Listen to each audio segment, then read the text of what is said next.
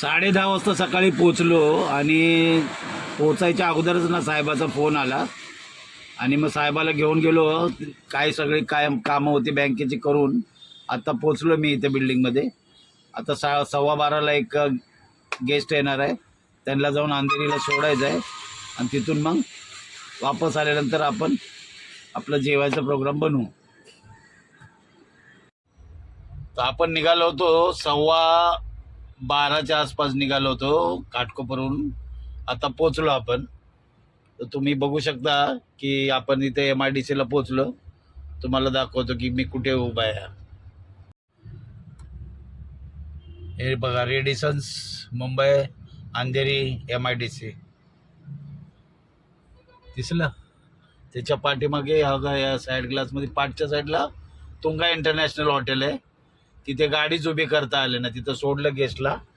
ही समोर yes bank आहे, हे बघा ही येस बँक आहे. इकडे ही मरूळ डेपो आहे पाठीमागे, कळलं का.